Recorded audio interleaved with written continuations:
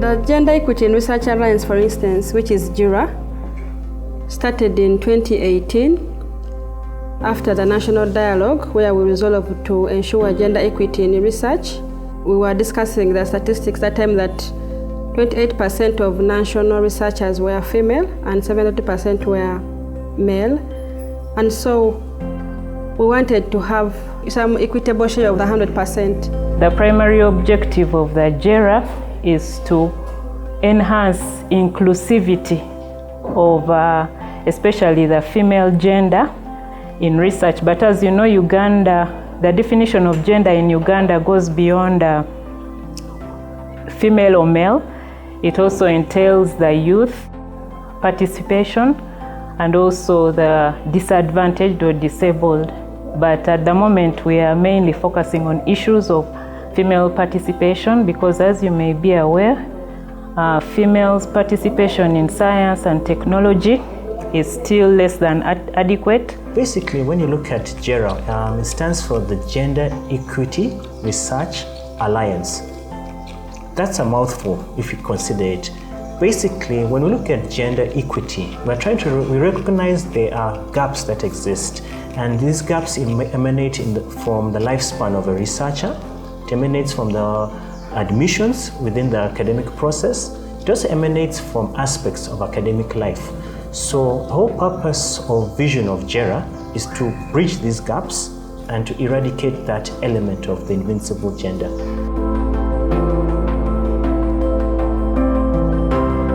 Eventually, after the presentations, the regions therefore elected their leadership.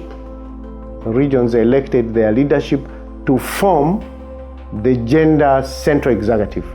And I got elected by the members of the region to represent the region as a coordinator and to coordinate the issues related to Gender Equity in Research Alliance.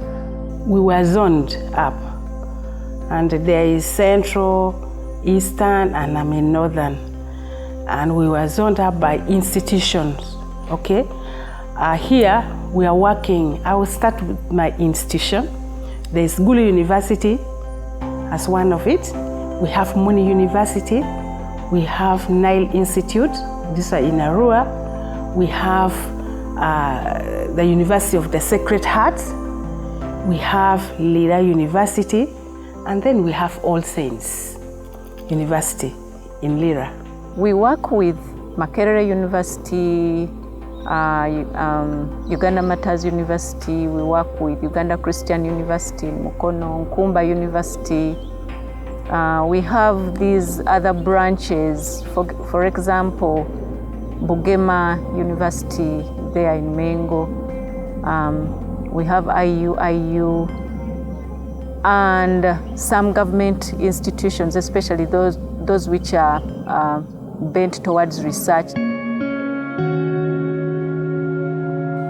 I have a number of roles as the deputy coordinator.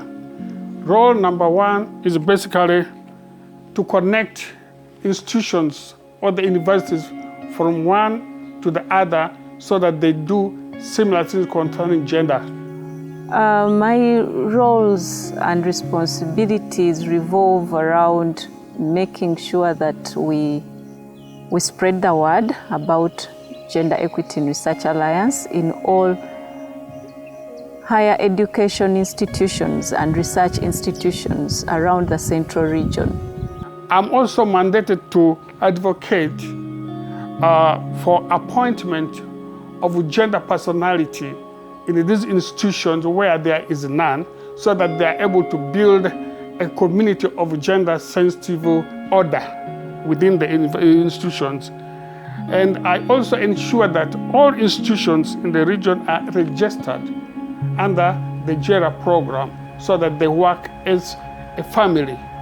Under Gera, we train people and also try to make them conscious about issues of gender equity in Uganda. The other role is to make sure that we give them adequate support in form of training, that will be capacity building, to provide information wherever it is necessary, and of course to try and communicate their challenges to Uganda National Council of Science and Technology, which is the mother of Gender Equity in Research Alliance organization. So we have a program. So if we are to visit institutions and do sensitization, I am part of that. If we are train our members on how to submit to the Gera Central Portal, which is the Gera website, I do those trainings together with a team. We have a team of 5 members. I do capture stories, success stories, and then post them on our website. And I also encourage holding of meetings for the focal persons from various universities on a monthly basis, or where applicable, sometimes the emergencies where we call meetings and do that. I witness more women, for example, in this region, completing PhDs, by the way, as compared to males. Yeah. And I keep wondering, because I belong to different women forums, and these women now combine efforts. They mentor each other. They present their topics and they are able to get all the backup and the support and suggestions. When time comes for her to make a presentation, they give her tips on what to do. And you see these people complete and complete and complete. So most of the women, ever since we started Gera, we call focal persons and we find them belonging to certain categories of females who combine efforts to complete their research career. I think the motivation is seeing other women, okay? People are busy, women are busy, you know? They are getting enrolled. People are reading, people are researching. People, whether you're a woman or not, I've told you that the capability of women in researching and doing things are there. So I will not tell you 10 people come, but I will tell you that graduate schools has a lot. Eh? You will not fail to see out of 10 women, maybe 4 women, okay? So I feel that we are lifting to equity. And I told you, at the end of it all, we are researching, which is good. Many institutions have developed gender policies to guide the movement of gender issues and the handling of gender issues. Quite a number of institutions have, as much as possible, set in committees specifically to handle issues related to gender. I have absolutely no doubt that we will ever be able to do that. This, if everyone, let's say you were male, you put away your other characterizations and say, you know, this has to be done. The same way democracy has developed. This trend will improve. Because the issue of equity is not about equality, that there should be one, like I mean, it is equity. You put some other incentives to make sure that this other part, which is at least disadvantaged, can also reach that certain level. Equity, I have absolutely no doubt that we shall reach it. If all of us put our hands on the deck, we shall do it.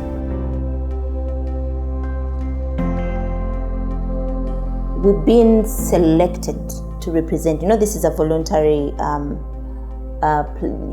volunteering, and we've been selected to represent Gera. But I think we lack the tools to actually get down to the actual implementation. And I think partially what is happening is that, for example, the focal persons, there is a focal person from Gera University, and that is the focal person that everybody is going to hear, okay? Maureen Kaima is the focal person, the gender focal person. Although, of course, when it comes to now implementation, the gender researchers will be like, she's not a gender expert. She's simply so there's that. Now, when it goes to other universities that have not constituted focal persons, we have UNST and Gera that has appointed a few, but these guys are not known by the administration. So our work maybe just there, but it's not well felt by the institution. Maybe it can be well felt, felt by our students whom we interact with on a daily basis, telling them about Gera and what it does, but at the management, it is not yet felt there at the management. So what Gera can do is to actually write to the institution, give us formal documents, let Gera own focal persons in these different institutions so that our work can be easier. So there is no way we can work with the management when we are not actually formalized by the Gera institution. So the challenge we have is awareness of the effects of Gera. This Gender Equity in Research Alliance is not yet well understood by most of the leadership or the management within these institutions. There are a few universities or research institutions that have opted to host Gera because they understand what Gera does. But most of the universities within this region, they haven't understood what Gera does, and so we have a limitation in expressing the objectives of Gera. So it is not yet well taken in, not yet well understood. Otherwise, if that is taken care of, we'll be good to go. There are very many higher education and research institutions, and the truth is that we have not been able to cover the entire region so far because of we went into lockdown. We lost some very good time there, and I think we need the institutions were closed, and many of these institutions are private, and when you approach them, you have to go through a number of bureaucratic steps to reach the management.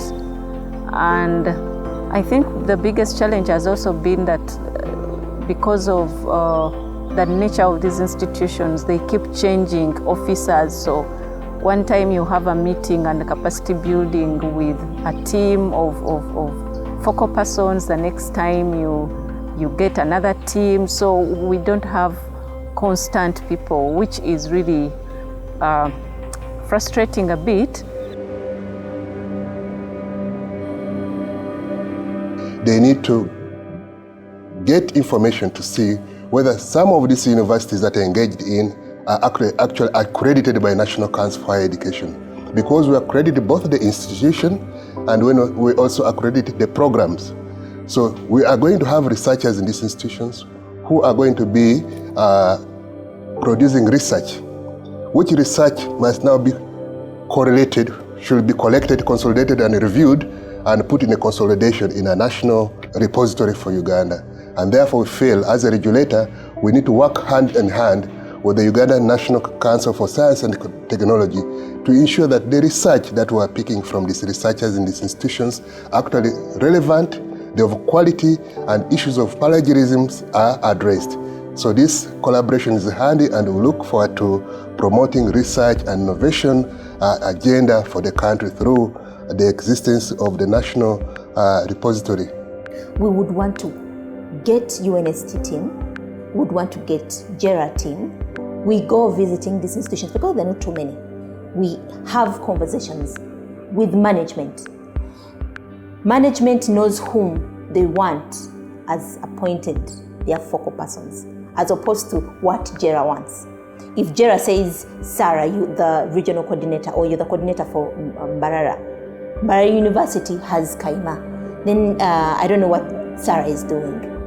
So as we are working with these individuals in the various institutions, they are not officially recognized by their management. We have a typical example of challenges which women face. For example, we have a challenge of energy security in Uganda, like many African countries.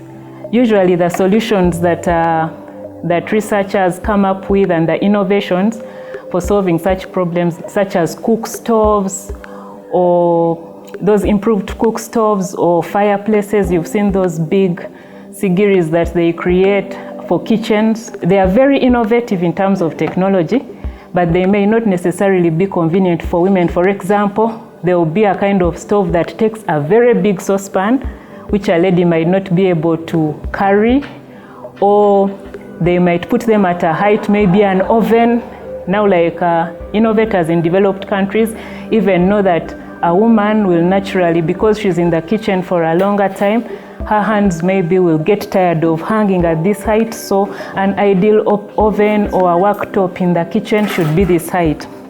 But sometimes that is not taken into consideration in our part of the world. So we want to make sure that even research, gender issues in the kind of research for solutions even to make women spend a shorter time maybe in the kitchen. With Gera, we are actually also trying to modify the policies. We've also seen that 3 months, like right now when we go with our policies in the manual, it says that a maternity leave is 3 months. But ladies are coming in and saying it's not enough. It's not enough. At least up to 6 months when a baby is able to take some food. So we're trying to see how can Gera help us modify our policies. So we are here coming to say, proposing, it's not yet confirmed, but we're saying, how about we give the 3 months and then the 6 months with a half pay, but a lady maybe works half day. So there are all these dynamics that a woman is created to be that still pulls us down. One of them, yes, is policies, which we are working on. The other thing is the demands of a nature of a woman. For example, I will talk of pregnancy. It doesn't go well with most ladies. But then the employer out there is not waiting and saying, this one, until she finishes, until she has a baby, until the employer is demanding that we recruit now. We recruit who is ready. Besides improving the policies or modifying the policies, I also encourage so much employers to look at the offer of the online working from home. Mothers can greatly work from home. Let's say Livingstone is one of the starting universities that has its own challenges. And one of the challenges of being a small or university is multitasking. Women do multitasking and they still commit and do a great work. So a woman given a chance of doing online or working from home does not really mean that she's only going to focus on home, but she'll also be able to deliver her duties in her workplace very, very well. That I testify. When you look at the Gera, my appeal, to be short, can be summarized in 3 statements. Publication fees for article processing costs. Secondly would be the funding platforms or career acceleration path programs. And then thirdly, my appeal would be on the element of partnerships. To publish, it's a reality. We have to pay article processing fees. For increased output, we really make an appeal to Emeralds and to these leading scholars and to these leading journals. Give us the window. Give us the opportunity to present our work. Secondly, give us also a chance to grow alongside top-notch researchers. We believe they are within our community. We really just want that opportunity to link up with them and to have that career acceleration taking place with the right person to guide you and say, okay, these are the journals and these are the topics regarding research. We want to see you coming out. And then third but not least is the partnerships.